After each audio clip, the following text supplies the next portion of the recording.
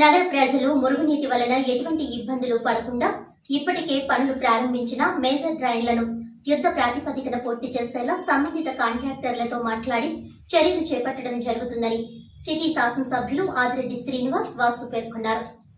సోమవారం నగరంలోని 37వ డివిజన్లో స్థానిక నాయకులు నగరపాలక సంస్థ అధికారులతో కలిసి వార్డులో పర్యటించి ప్రజా సమస్యలను అడిగి తెలుసుకున్నారు.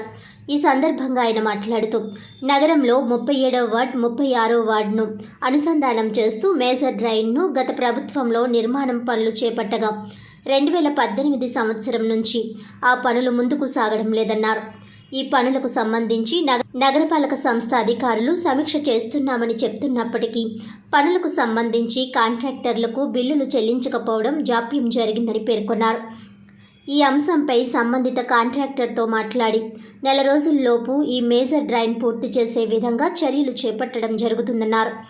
ఈ డ్రైన్ నిర్మాణం పూర్తయితే లలితానగర్, ఆదమ్మదిబ్బ ప్రాంత ప్రజలకు మురుగునీరు సమస్యకు శాశ్వత పరిష్కారం లభిస్తుందని ఆ దిశగా వేగవంతంగా చర్యలు చేపడుతున్నామని అన్నారు. అదేవిధంగా డ్రైన్ డీజిల్టేషన్ సమయంలో ఈ ప్రాంత ప్రజలకు ఎటువంటి ఆరోగ్యకరమైన ఇబ్బందులు లేకుండా పూర్తి స్థాయిలో శానిటేషన్, మురుగునీటి పారుదలయ్యేలా నగరపాలక సంస్థ ప్రత్యేక దృష్టి సారించాలని శాసనసభ్యులు అధికారులకు సూచించారు. ఈ సందర్భంగా శాసనసభ్యులు క్షేత్రస్థాయి పర్యటనలో ప్రజా సమస్యలను తెలుసుకోవడంతో పాటు అంతర్గత రహదారులు, శానిటేషన్, కల్వర్ట్, స్ట్రీట్ లైట్ వంటి అంశాలకు సంబంధించి నిరంతర పర్యవేక్షణ ఉండాలని అధికారులు సూచించారు. ప్రజారోగ్య సంరక్షణే లక్ష్యంగా నగరపాలక సంస్థ వైద్యాధికారులు ఆరోగ్యం ఇంటింటికి వెళ్లి వైద్య పరీక్షలు చేసి మందులు అందించాలన్నారు. ఈ కార్యక్రమంలో స్థానిక నాయకులు యు లోకేష్, ఆశా వర్కర్స్, సచివాలయ సెక్రటరీస్, ఏఈ, డిఈఆర్పి, రీసోర్స్ పర్సన్స్ తదితరులు పాల్గొన్నారు. 37th, 38th, 36th వార్డుకి సంబంధించిన సమస్య ఒకదానికొకటి ఇంటర్లింక్డ్గా ఉన్నాయి. వర్క్ డిలే అవుతా ఉంది. అధికారులందరినీ కూడా రమ్మన్నాం, కాంట్రాక్టర్ని రమ్మన్నాం. నెల రోజులు ఎట్టి పరిస్థితుల్లో వర్క్ కంప్లీట్ చేయాలని చెప్పడం జరిగింది.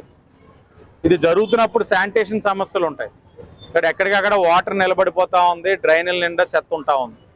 ఎప్పటికప్పుడు డీసిల్టింగ్ చేయమన్నాం, ప్రాపర్ ప్రికాషన్స్ తీసుకోమన్నాం. ప్రజలకు ఏ ఇబ్బంది కలగకుండా శానిటేషన్ వాళ్ళు జాగ్రత్తలు తీసుకోవాలని చెప్పడం జరిగింది.